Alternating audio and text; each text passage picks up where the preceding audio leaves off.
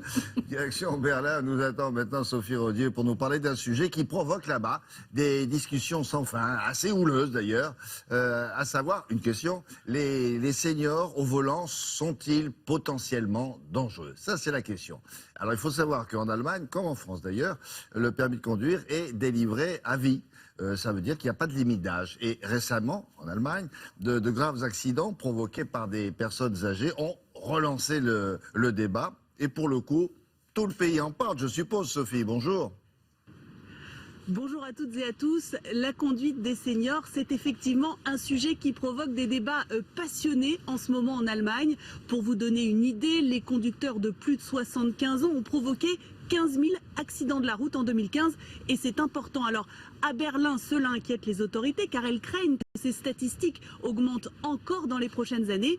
Il faut savoir que dans l'Union européenne, l'Allemagne a la plus forte proportion de personnes âgées avec l'Italie. Alors pour éviter que cela ne devienne un problème majeur, les compagnies d'assurance allemandes se sont saisies du dossier et réclament des mesures. C'est ce que vous allez voir dans ce reportage réalisé avec Brice Boussoir et Julien Méchaussy. L'accident a eu lieu dans le sud de l'Allemagne. En pleine nuit, une conductrice âgée de 72 ans s'engage à contresens sur cette autoroute verglacée. Il y a 2 morts. Les accidents de la route causés par des conducteurs âgés se multiplient en Allemagne. Voilà pourquoi Willy Godden a décidé de laisser sa voiture au garage. J'ai 94 ans, c'est un peu trop dangereux pour moi maintenant. C'est pour ça que je ne conduis plus. Une décision difficile, c'est sa fille qui l'a persuadé d'abandonner la conduite. J'ai dû beaucoup argumenter, mais maintenant c'est bon. Il l'a accepté. Désormais, Willy Godden préfère se faire conduire par son ami, âgé lui de 87 ans. En Allemagne, quand un senior est impliqué dans un accident, il est responsable 3 fois sur 4. Un constat qui pousse ce conducteur âgé à limiter ses trajets. Ça va encore très bien, mais j'évite les grands trajets, la conduite de nuit ou quand il y a de la neige ou du verglas. Là, je préfère rester à la maison.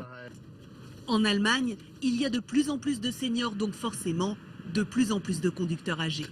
Alors ici, les compagnies d'assurance ont décidé de réagir. Elles veulent imposer un test de conduite aux plus de 75 ans. Nous aimerions que les conducteurs âgés passent un test de conduite en auto-école. Et nous voulons que ces seniors respectent les recommandations données par le moniteur. Tests de conduite, mais aussi examens médicaux.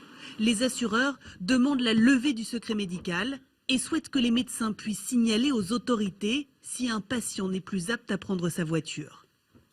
Alors la question c'est comment ça se passe dans les autres pays européens? Est-ce que la législation est plus contraignante, Sophie?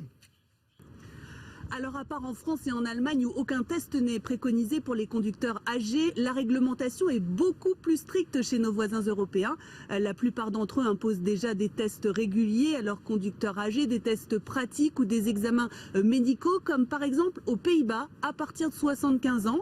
Au Danemark et en Finlande, c'est à partir de 70 ans. Les Grecs, eux, sont encore plus sévères avec un test à partir de 65 ans. Alors, en Allemagne, même si tous les experts sont d'accord pour dire que les conducteurs âgés peuvent représenter un danger, pas sûr que le gouvernement franchisse le cap. Les élections législatives ont lieu en septembre prochain. Et ici, un tiers des votants est âgé de plus de 60 ans.